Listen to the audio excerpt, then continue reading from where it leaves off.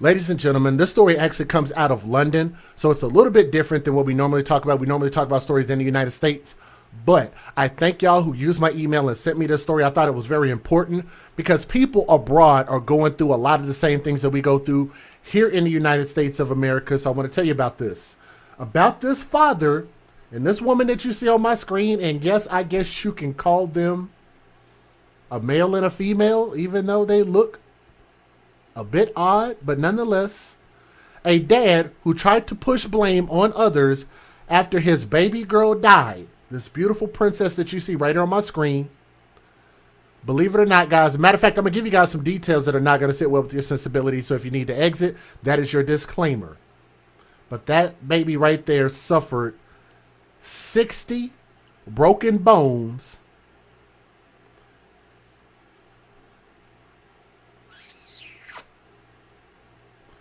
and this dad has been given a tougher prison sentence for aggravating circumstances. First and foremost, let's talk about that liner right there. 60, not 6, not 2, 6-0. I'm pretty sure a baby's body is still developing at 8 weeks old. Like, I didn't even realize, I know that a human body does have more than 60 bones, but that's damn near every bone in this baby's body. 60 broken bones. Benjamin O'Shea, who's 26 years old, this dusty looking dude right here, of Rotherhithe, and Naomi Johnson, 24 years old, this dude looking female right there, 24 years old, of Battersea, were sentenced today, Friday, January 28th, 2 days ago, at London Inner Crown Court. They were sentenced to 8 years and 8 months and 7 years and 2 months, respectively, for causing or allowing a child to suffer serious harm and on the separate charge of child cruelty. I didn't hear a life sentence in there. Broken bones. 60 broken bones. This followed despicable abuse in their small Southwark, sorry, some of these names I'm not going to be able to pronounce very well, flat preceding the death of their baby daughter, 8-week-old Amina-Faye Johnson. And she is the most precious baby you could imagine. You look at that smile, and I want you guys to tell me, when you look at this baby's face, what would make a person want to hurt this beautiful baby girl? Hurt this beautiful soul for what? What could this baby have done to deserve something like that? This baby can't speak for herself. She can't defend herself. And there's just not that much losing your control, losing your temper in the world to justify what this baby went through.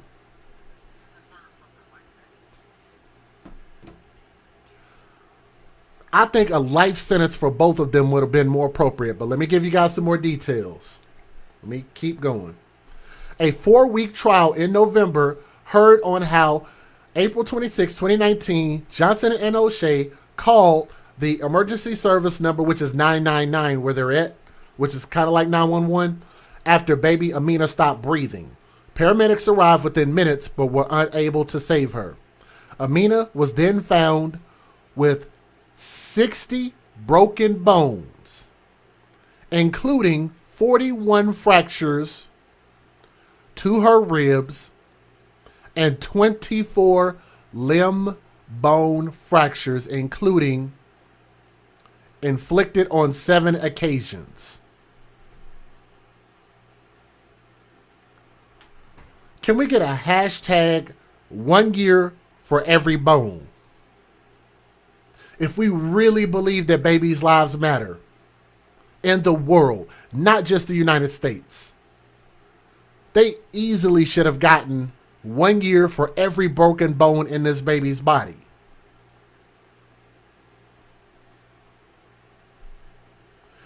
The case was described as unusual by the judge because the prosecution was unable to bring a charge of murder or manslaughter on account of no doctor being able to determine an act of violence which caused death. How, London? How? How do y'all have people in that country? How do you have doctors in this area that you qualify as doctors, but they can't figure out that this was murder? You can't qualify this as murder. You can't quantify and see that this was child abuse that led to murder. I'm going to tell you, I wouldn't want to visit London. I don't have that on my bucket list. That's not a place that I want to go and visit because it seems like they got doctors that are so damn stupid. I hope I would never get sick in a place like that. Hello? Would you want to go to a doctor if they can't figure out that a child that has 60 broken bones was probably murdered? Oh, let me guess. You know what it probably was? Maybe they said that the child was in a bathtub and slipped and fell and ended up with 60 broken bones on their own, and the mom and dad, or whatever the hell they are, didn't do anything to this baby.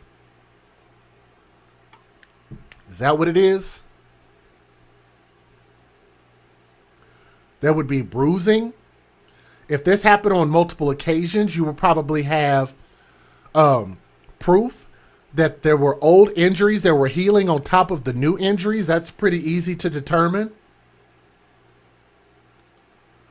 60 broken bones, and because you got incompetent, stupid-ass doctors in London, what do these doctors do for a living? Do they dig ditches? Or do they help people? Like where did y'all get y'all's license at to practice? That makes absolutely no sense. But before I continue to be too disrespectful, let me keep going. They couldn't determine an act of violence. That is about as incompetent as it gets. But the judge concluded that O'Shea's calling of the ambulance and attempts at CPR were because the consequences finally caught up and panic ensued, while added that these were vicious and deliberate injuries, including a broken femur, which would have required significant force, because the femur bone in the leg is a very big and strong bone, even for an 8-week-old baby. That is a very developed bone.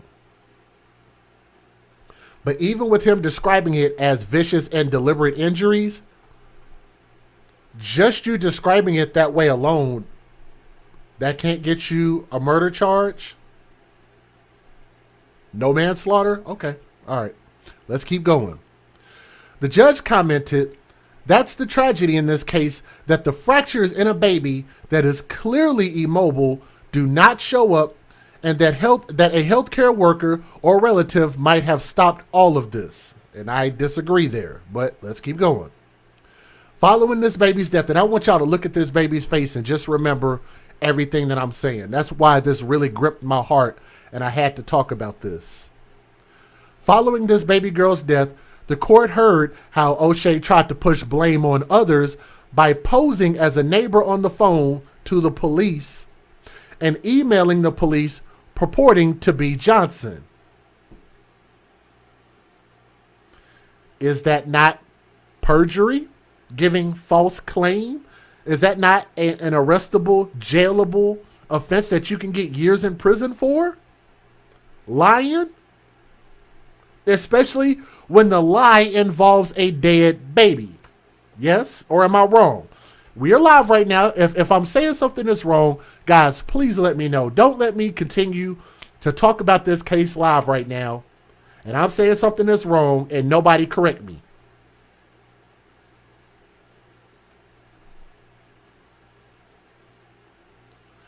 He posed as a neighbor to call to try to keep himself out of trouble, and then emailed the police.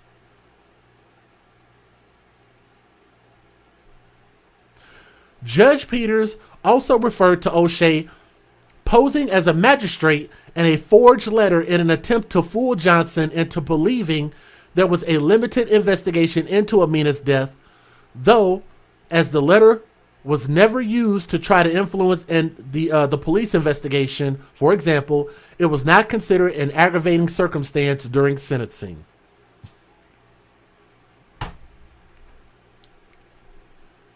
It seems that they have every excuse not to give this baby justice against the people who gave this baby 60 broken bones and plenty of injuries. Like this baby was just born with these injuries or something. O'Shea also lied to Johnson in the course of their relationship, claiming that he had toured Afghanistan and suffered from PTSD when in fact he was actually in the Army Reserve. Can we get a hashtag false flag? Lying about the military? Are my military people not upset?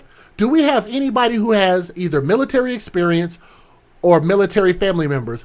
Are you guys not offended by the fact that he tried to claim that he was in Afghanistan, suffered from PTSD? I think that's lower than low. That's lower than a bow-legged caterpillar. How about that? Lying on your service. Ain't that a bitch? The court also heard how this alleged man was seen shaking a baby by his previous partner. He was seen shaking a baby by his previous girlfriend, previous partner, whatever you want to say, while he had received 2 cautions for breaking down his mom's door for violence towards his partner. Stolen valor, thank you. False flag, stolen valor. Thank you for correcting me. That's stolen valor. Stolen valor. Hashtag stolen valor. He's out here lying, false flagging. O'Shea's own defense, Edmund Vickers, said, "What a pathetic individual Mr. O'Shea was at the time, how needy and manipulative he was, and how toxic that relationship was. He will have plenty of time now to reflect on these events, but of course, he must live with his actions for a very long time, which if you ask me, that should have been life in prison. You should not get another opportunity in this life." Let me see. He is what? How old is this fool? He's 26.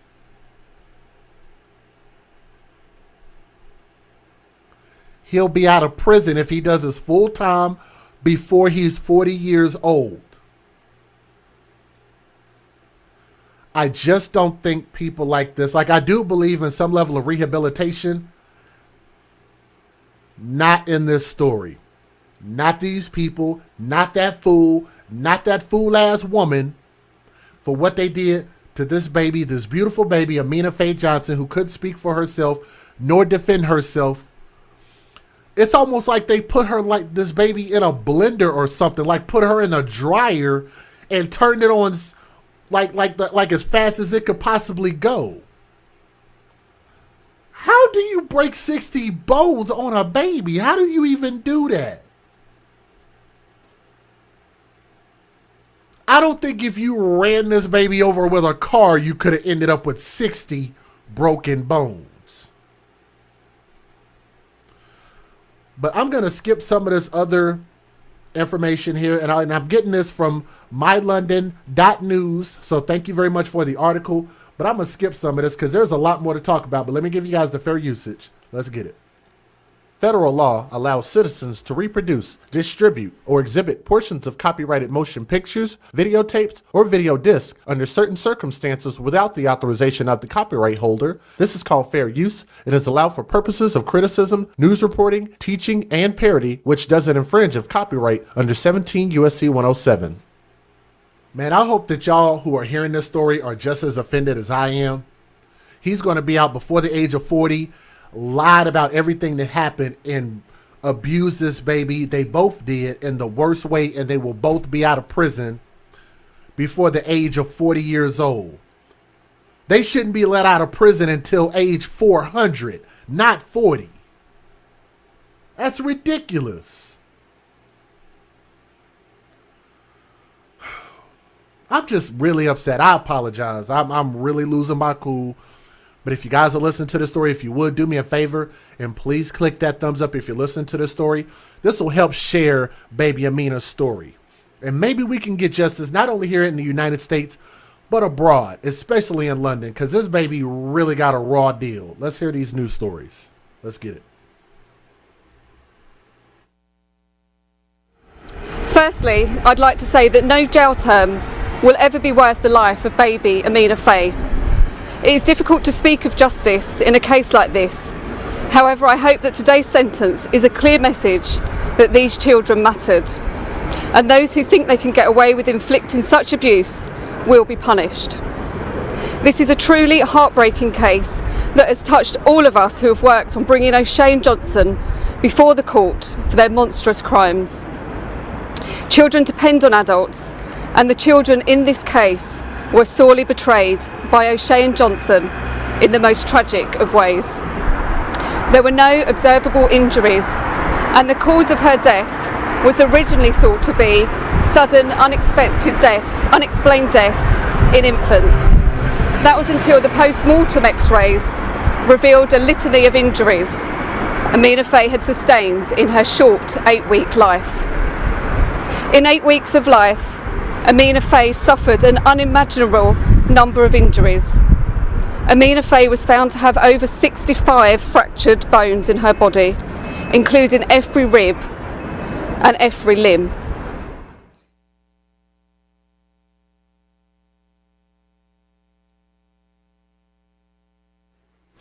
Every bone and every limb. That is disgusting. Firstly, I'd like to say that no jail term will ever be worth the life of baby Amina-Faye. It is difficult to speak of justice in a case like this.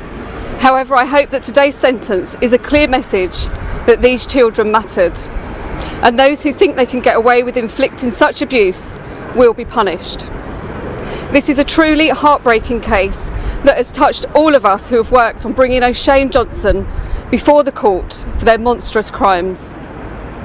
Children depend on adults, and the children in this case were sorely betrayed by O'Shea and Johnson in the most tragic of ways. There were no observable injuries, and the cause of her death was originally thought to be sudden, unexplained death in infants. That was until the post-mortem x-rays revealed a litany of injuries Amina-Faye had sustained in her short 8-week life. In 8 weeks of life, Amina-Faye suffered an unimaginable number of injuries. Amina-Faye was found to have over 65 fractured bones in her body, including every rib and every limb. Heard from Mel Presley there, who's the lead officer in this case, Detective Inspector. She described the monstrous crimes of Benjamin O'Shea. He's 26 years of age, an army reservist. Naomi Johnson, his partner, she's 24 years of age. No reaction from either of them in the dock as they were jailed. He was jailed for 8 years and 8 months, and Johnson, his partner, 7 years and 2 months. Now, they telephoned the emergency services on the morning of April 26th, 2019 to say that their baby daughter had stopped breathing. London Ambulance Service responded immediately. There were paramedics at the flat in Southwark in central London in a matter of minutes, but the paramedics could do nothing to revive the baby. They could do nothing to save Amina's life, and she was pronounced dead at the scene.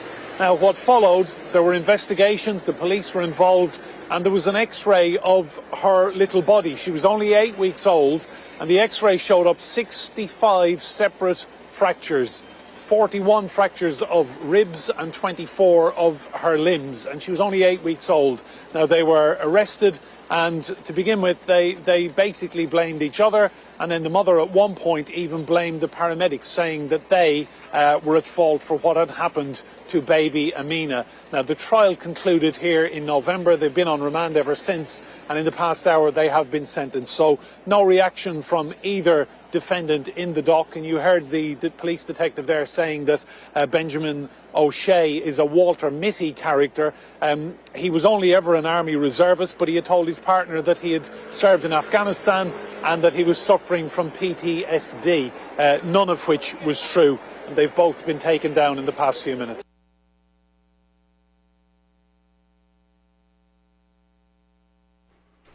Again, and thank you guys so much for listening to this particular story. It's beyond ridiculous that they could get this wrong. Like, this should have been a very easy open and shut case to say life in prison for both of them. Or you could have just simply said, we're going to give them 1 year in prison for every broken bone in this baby's body. And I think that would have been sufficient. And that would have put them at getting out of prison at almost like 80 or 90 years old. But instead, what you're doing is you're not holding people accountable. You should have laws like super aggravated child abuse laws like we do here in Texas. And maybe London can learn something. But to me, it just shows that there is a gross negligence against children, not only here, but worldwide. This is a worldwide problem. That these children can't speak for themselves. And apparently we don't believe that babies' lives matter. Like, we're so worried about all of these other things. We're more worried about celebrity news than we are about these little angels. And I don't understand how we can value adults more than we can value children, because the only way that you can get adults is if you valued children at some point. So it just seems like our thinking is very backwards. I think the courts got this wrong.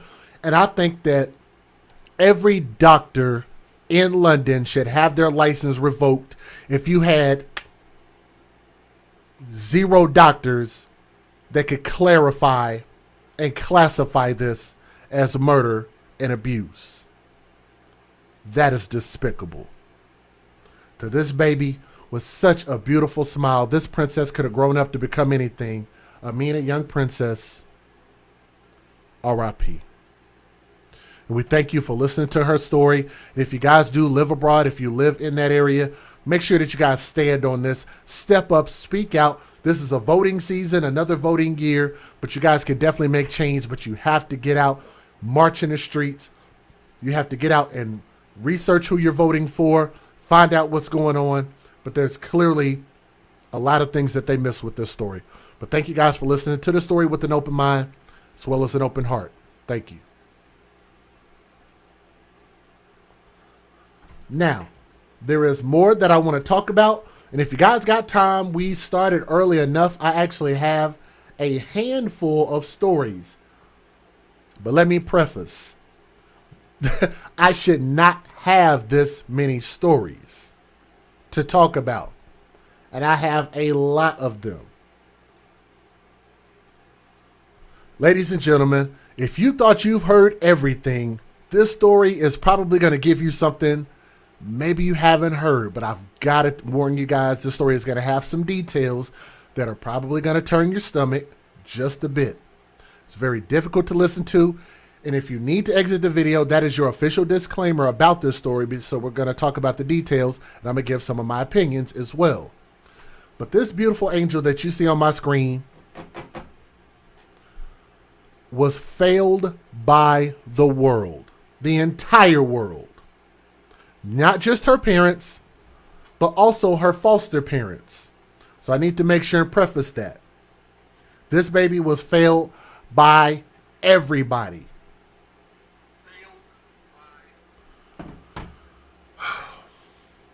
Beautiful little angel. Her name is Charisma Mariah Marquez, otherwise known as Anna Laura. Was born January of 2007, and her life ended in the most tragic way, in the most heinous way possible, by these individuals that I'm going to show you on my screen. Give me a moment. Let me pull their pictures up here.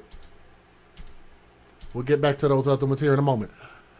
I want y'all to look at these pictures and tell me what crypt keeper was holding these people hostage.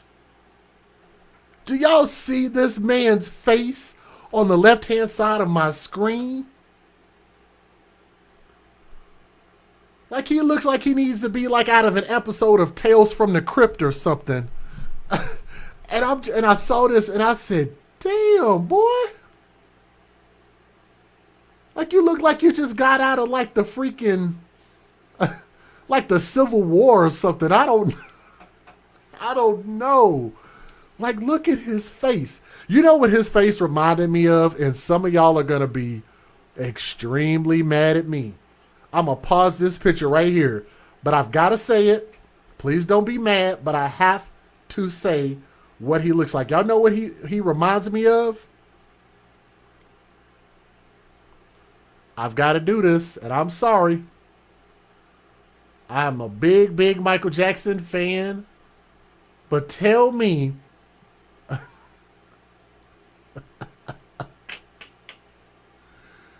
Tell me that this man does not look a hell of a lot like what Michael Jackson looked like in this picture.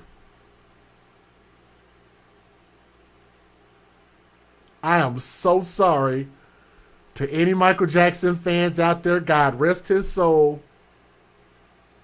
But it was the first thing that I thought about. Like...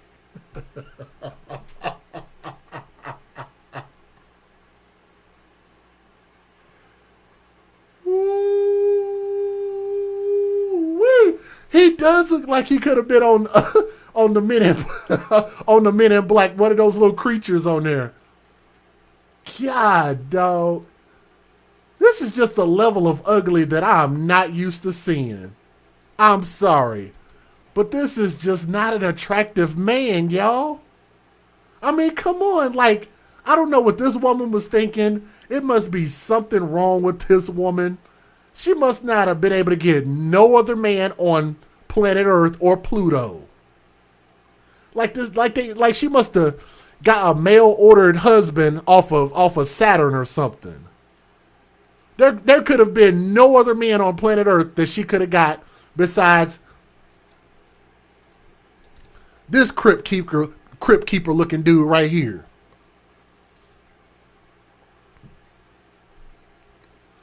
Don't feel bad that I'm talking about his looks, because when y'all hear what this dumb fool did to this beautiful little princess, you're not going to feel bad at all. That I can promise you. Let me give you guys some details about this story, because this story comes out of a place called Maricopa County. We've talked about this before, in Phoenix, okay? But the Maricopa County Attorney's Office, they plan to seek the death penalty against two parents, and they're actually foster parents, so let me preface that. Not biological parents. And guess I said Saturn.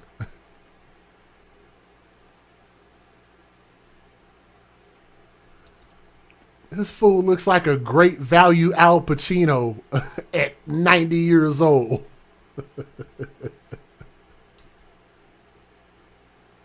You want to play rough? Okay. I'm sorry.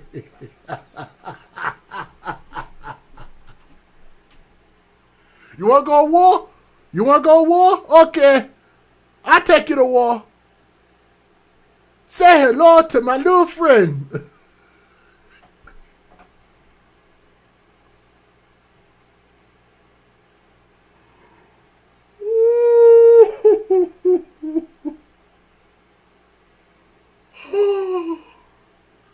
Lord, forgive me, for I know not what I do. I'm sorry, y'all. That is one ugly ass man. Jeez. Woo-wee. I had to let it rip on that one. I told y'all, don't get in your feelings. Hope y'all got some thick skin over here. Hopefully everybody understands. This is about the babies. Yes, I have jokes. Yes, I'm a jerk. I'm sorry. But look at his face. Damn, why do you have to look like that, son? Like, it looked like you need to take like a sander and sand that crap off of his face. Like, why do you look like that? Gee whiz. Talk about somebody needing a facelift. This man needs a head lift. Look, I'm sorry. Let's get past that, okay? Let's get past that. The Maricopa County Attorney's Office plans to seek the death penalty against 2 foster parents accused of abusing and neglecting their adoptive children, not their real kids.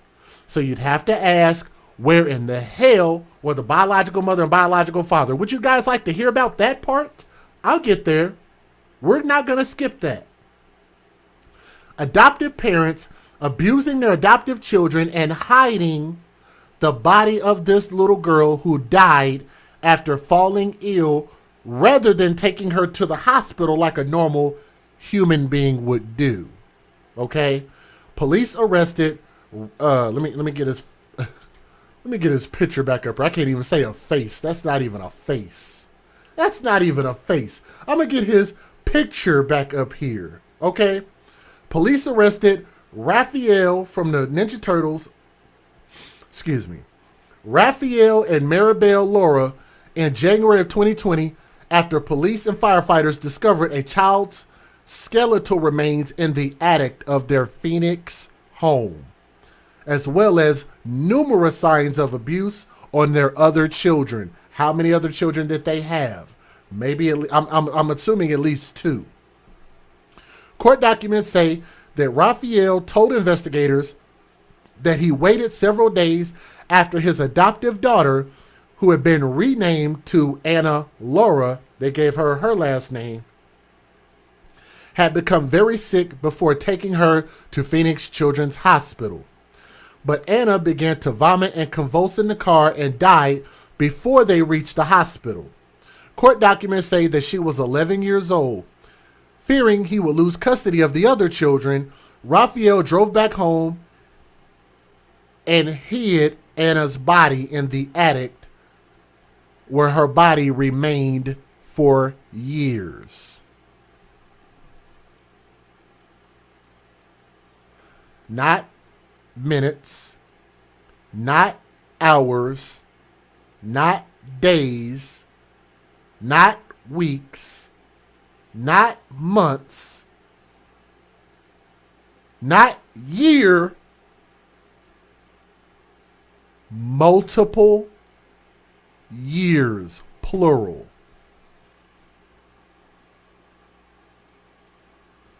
What kind of sick crap is that? The smell? Have y'all ever smelled death before? Have you ever heard somebody describe what a human corpse smells like? It is by far the most distinctive thing that you can smell. There is nothing on planet Earth that smells like a dead human corpse. It emits a smell that is strong, and you would smell it for, like, I don't know really how widely you would smell it, but if you were like in a neighborhood within close proximity, maybe a house or 2 over, you would smell it. You would notice it. Very noticeable. But let alone other people not recognizing this, how on God's green earth do you live in this house? Something is wrong with these people. Think about this. Not only did they live with that smell, but they forced other children to live with that smell. What does that do to the other children? Do they just, not only do you not tell them what happened, but they smell the smell in the house. That's probably why that man's face looks like that. That looks like the face of a person that is used to smelling dead human flesh. It looks like his face is literally rotting on the screen.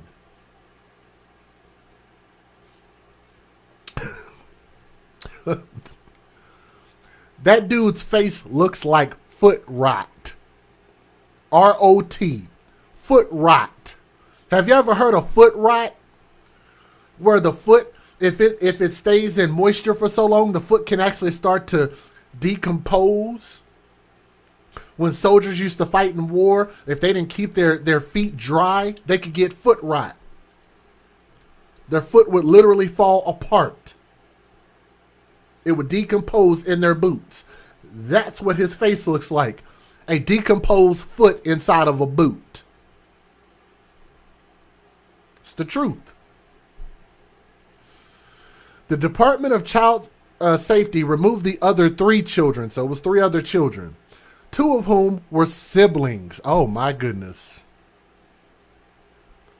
Siblings of this little girl. But both Raphael and Maribel Laura were initially arrested on several counts of child abuse, but prosecutors later refiled the case, charging both parents with first-degree murder among additional other charges. And I hope London hears my voice. If you guys will share that story, if you guys are out there listening in another country, especially in London, this is how you get justice. This is how you look at a situation and realize this is egregious. We probably should give these people life in prison, maybe even the ultimate penalty under law. That's how you get justice. First-degree murder among other charges. Prosecutors submitted intent to seek the death penalty against Raphael and Maribel on Wednesday, nearly 2 years after their initial arrest. So you guys have to understand, this story didn't just come out, but these details did just come out. These stories take a little time sometimes. Sometimes it takes us a couple years to get to this point, okay? If they are found guilty of first-degree murder, if they are found guilty of first-degree murder, MCAO, and I'm getting this information from azcentral.com, so thank you, Arizona, for the article. MCAO provided the Arizona Republic copies of the filings on Thursday afternoon, which state the Laura's crimes were especially heinous, cruel, and depraved, while also violating their special relationship as caregivers. Priscilla Marquez, who is Anna's biological mother, let me get this big turd on my screen real quick. If you guys want to see a big turd, I'm going to put it on the screen. I'm sorry, but I just don't have a lot of respect for this woman who you would call the biological mother, because I'm sure y'all would love to know where the biological mother and biological father are. This is the biological mother, Priscilla Marquez. So I'm sure y'all are wondering how this little girl and her siblings, so multiple children. This woman didn't lose one kid. She lost multiple children.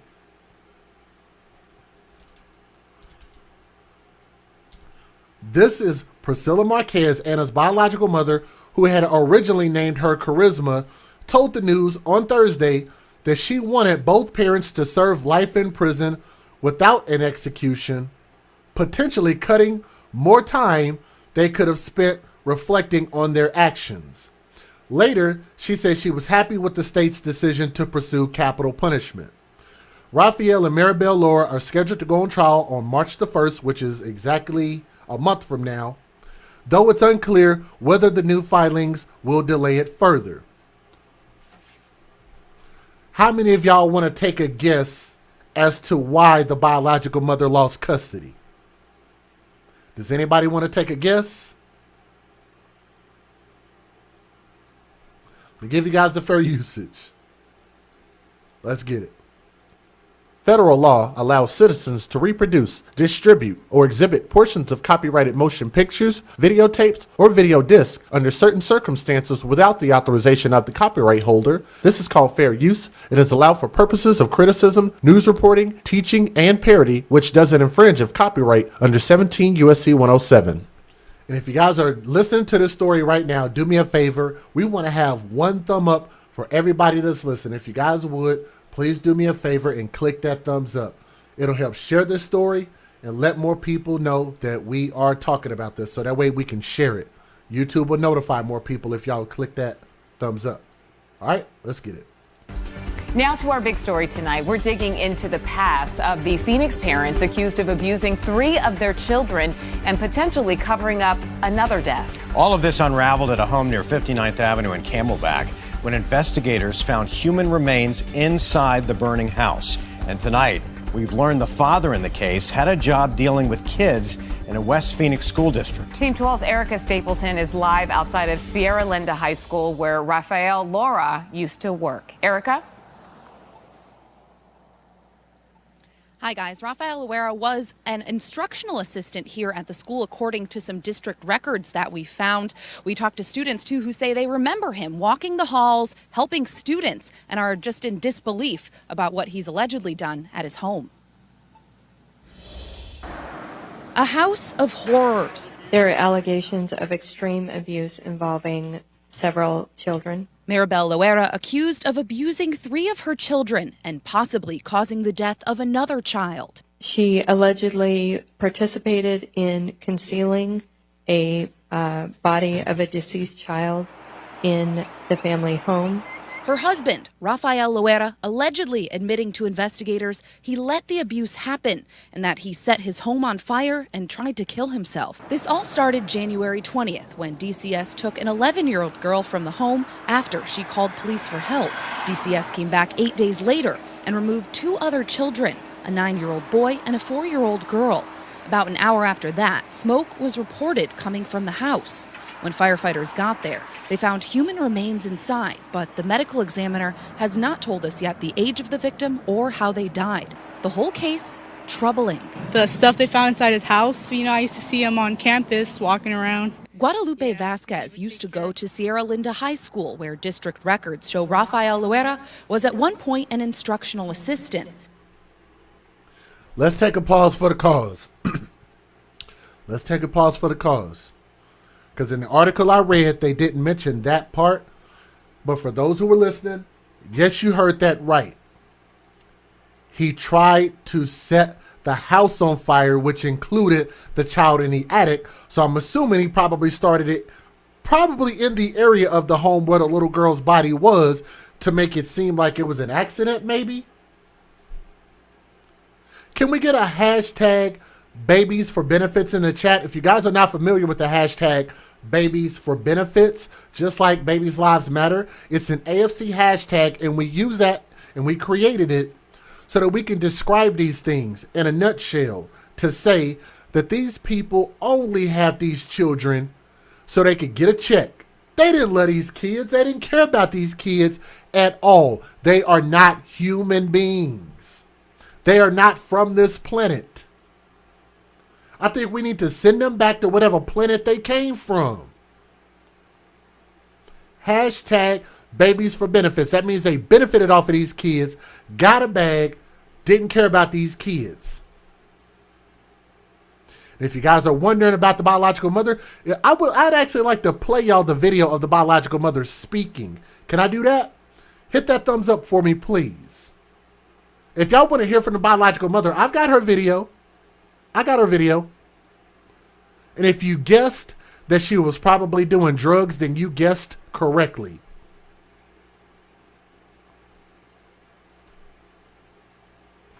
The biological mother lost her kids because she chose drugs over her kids when she could have just not produced kids and kept your drugs. I don't care if you ruin your life, but it's not right. And let me repeat. I don't think it's right, and I think it is highly irresponsible and selfish if you have a choice to produce kids, and still think that you can be selfish. I'm sorry, that's not right. That's not fair. If you want to go date thugs and go do drugs, then you do that and don't have kids. Why is that so hard? We got 113 ways of not producing kids. So if you produce a kid in the past 40 years, you chose to do so. You had options that you didn't have to, right? What about safe haven? Yes.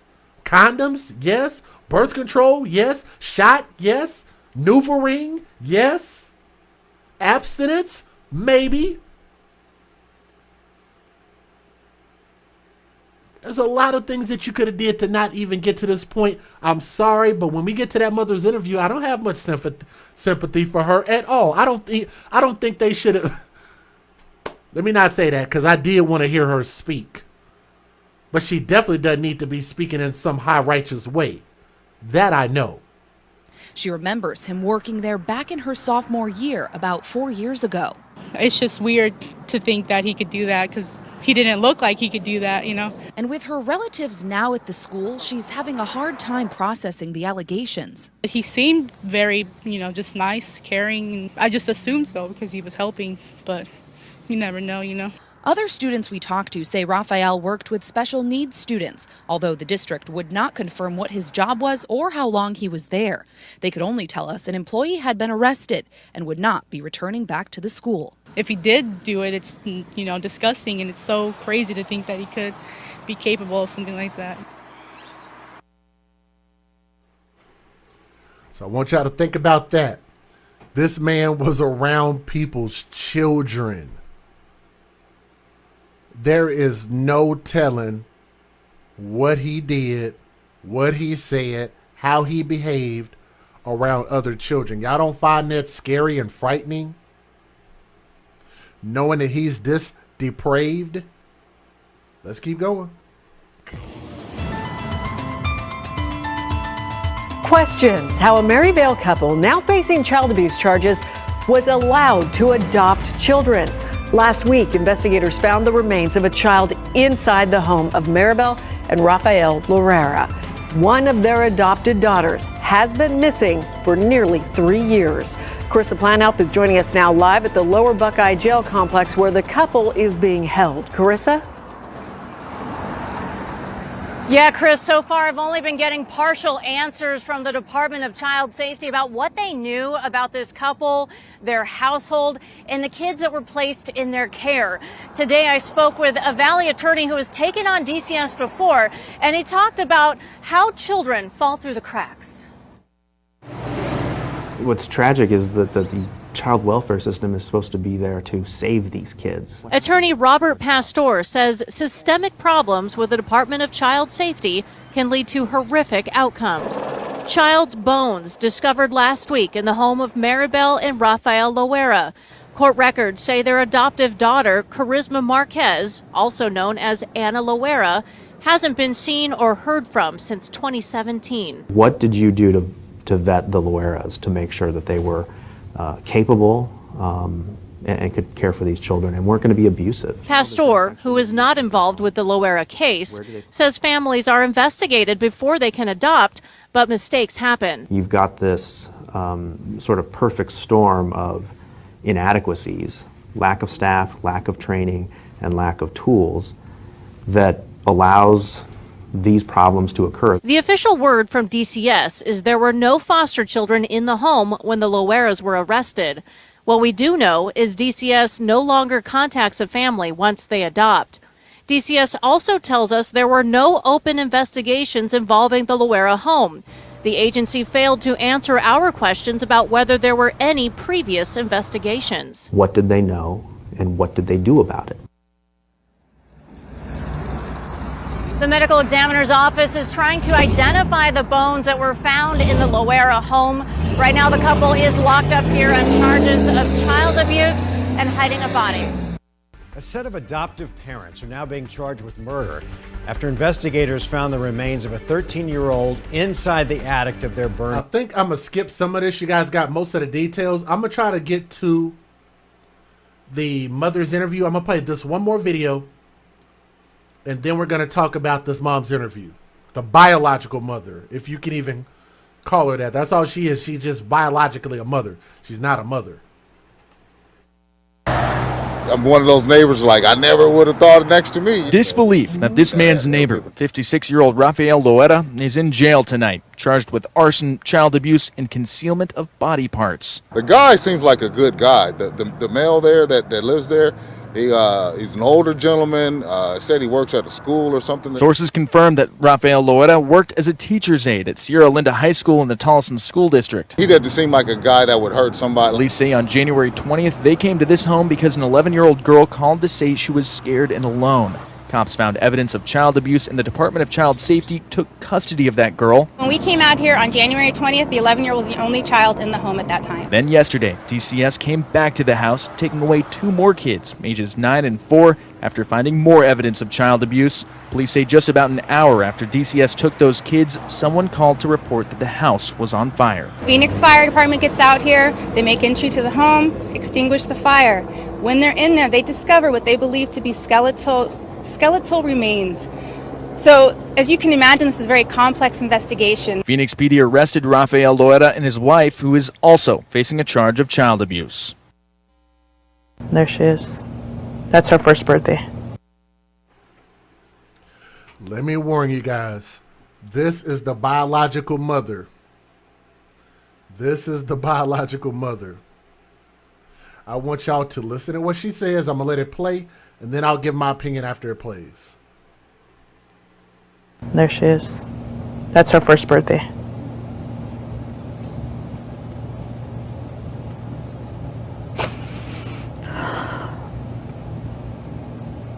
I was actually at work, and I got a text message from my dad for me to call him. And he said something bad happened. I said, to what happened? He was like, it's Charisma. And I said, what's wrong with Charisma? And he said, it's the worst that you can think of. She was a very happy little girl, very spontaneous. She had a lot of character. Her name went with her. She was very sassy, a sassy little girl. She was going to be the little cheerleader.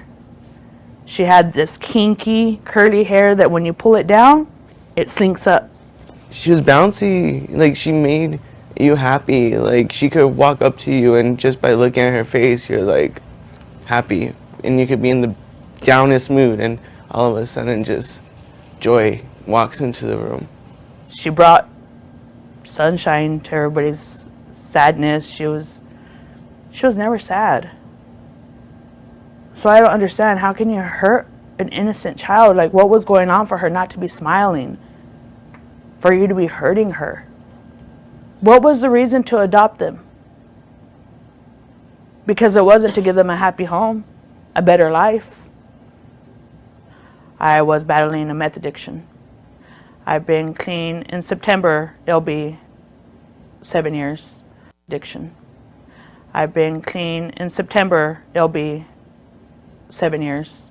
I told myself life. I was battling a meth addiction. I've been clean. In September, I was battling a meth addiction. I was battling a meth addiction. I was battling a meth addiction. I've been clean. In September, it'll be 7 years. I told myself to make myself better, to get a good job, to be able to grow for when they do come looking for me. I would have a home for them to come back to. I would be stable for them because I knew one day that would come.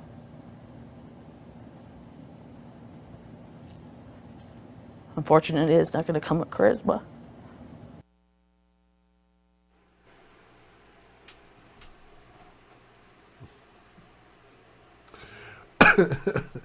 Are you guys ready for me to break this down?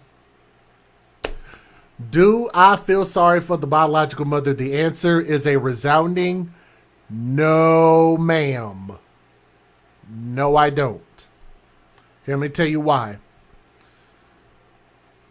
I don't think that when you choose something else over your children, whether that's a man, whether that's money, whether it's drugs, if you choose anything over your children, I don't think you have the right to speak on what happens to them or where they end up because of your actions.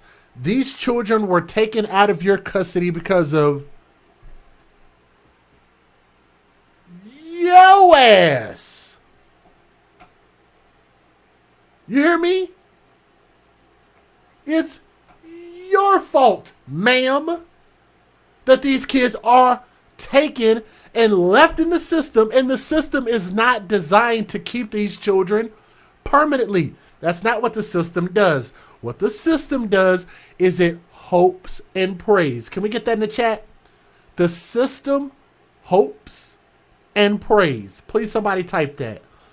The system, CPS, Child Protective Services, foster homes, hope and pray that they can find another suitable house, suitable candidates for these children.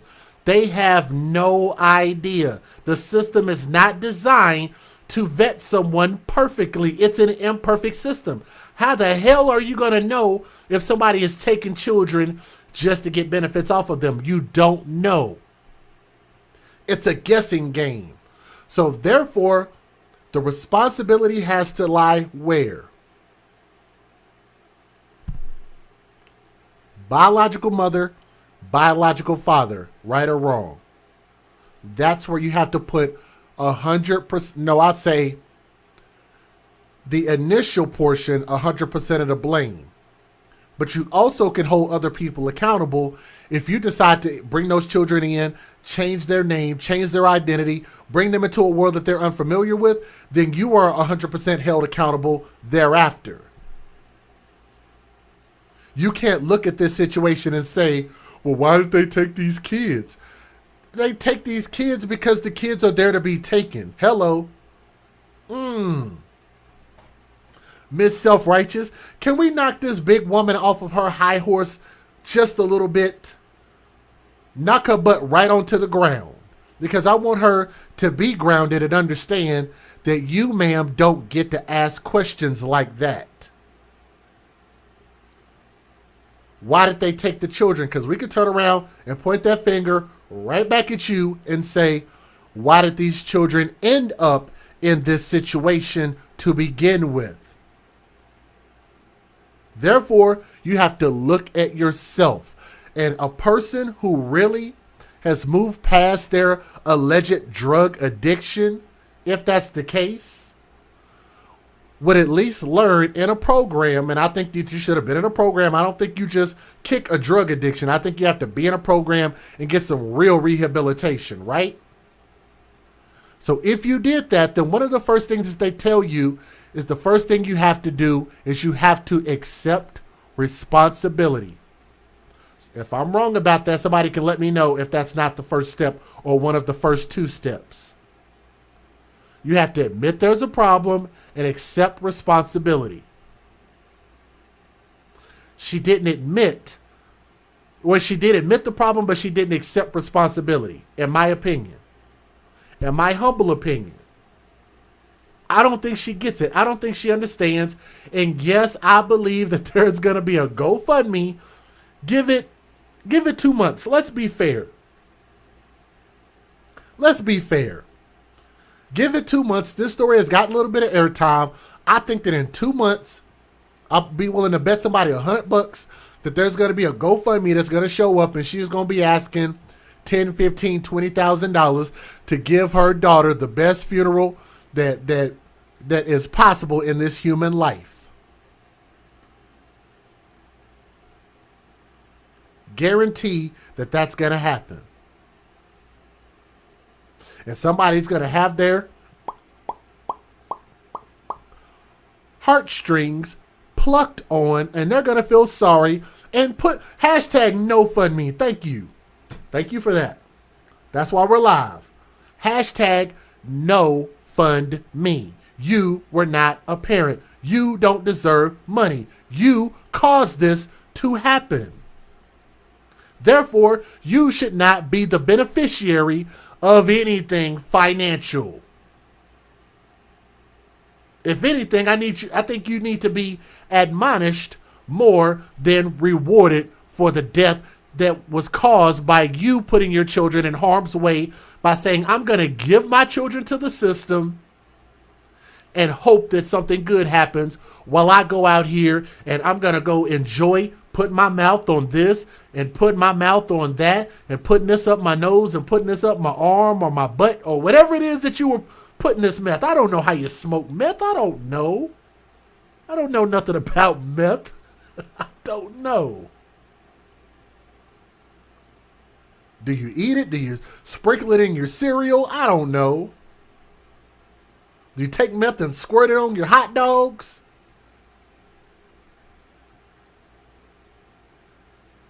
But if you ask me, I don't feel sorry. She don't deserve any GoFundMe that's probably going to pop up. She's not a victim. You are a perpetrator of abuse, violence, and neglect. You were the first person to neglect your children. Therefore, I think that your say-so should start and end right there. These people are also extremely heinous. Not only for living with the smell, for what they did to this kid. They probably caused the death of this kid, but we can't prove it. But then to set the house on fire also, like, damn, dude, like, just...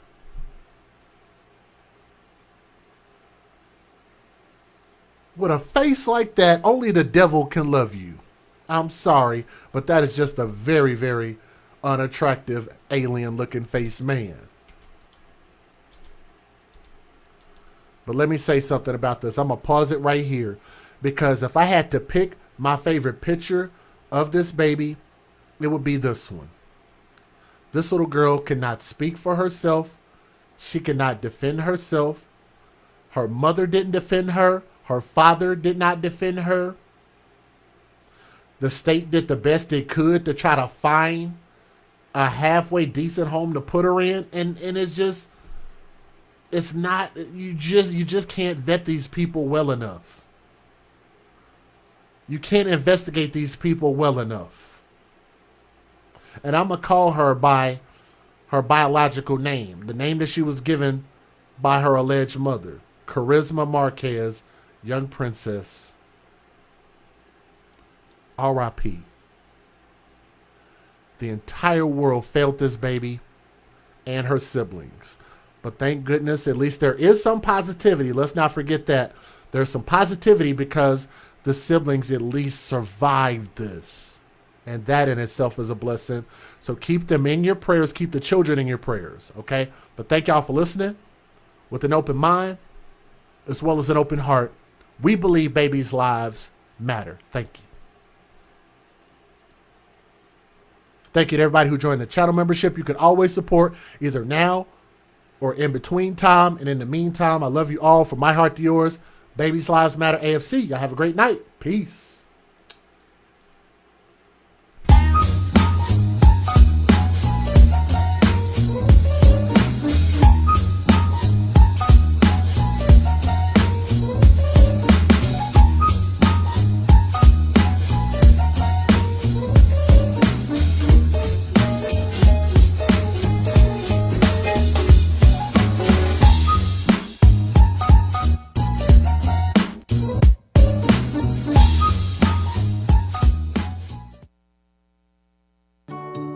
You see, I'm just like you, born and raised right here in Oklahoma City, an Oklahoma City public school product, and a former Division I college basketball player. As a husband and a father, I know exactly what it feels like to make that daily living, make that daily grind to support your family. My experience in corporate finance and as a college professor has taught me one thing, and that we make it to be what we want it to be. Can you imagine a city government with no limitations, catering to access to resources and tools for people who look just like you? Who says we can't end homelessness with creative solutions? Who says we can't have a citywide mentoring program that will cater to all youth in Oklahoma City that will put them on a path to be successful? Who says that the criminal justice system can't be equitable and cater to all walks of life, no matter your income or your position as a family? And as your Oklahoma City mayor, I will put people over politics. My name is Jimmy Lawson, and I look forward to having your vote on February the 8th, 2022. For more information about my campaign and how to make a campaign contribution, please visit www.lawsonforokc.com. See you at the polls.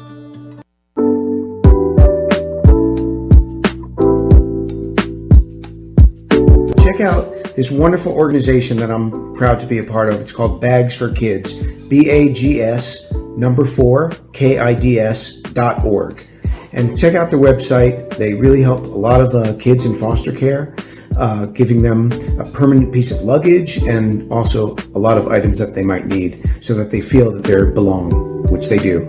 So go to the website, bags4kids.org. So go for it. It's a great place, and they're doing great work.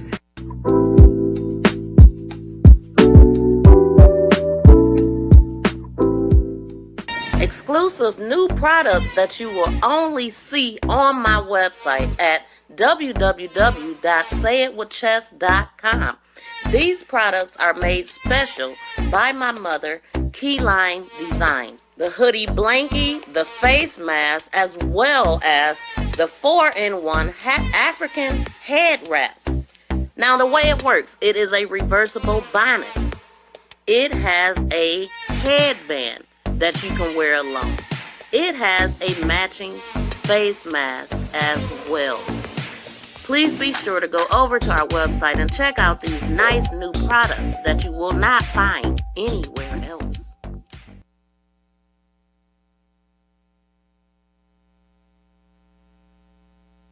What's going on, guys? This your boy, DJ Just J with Just Down TNT, and I am your humble host of the AFC Podcast.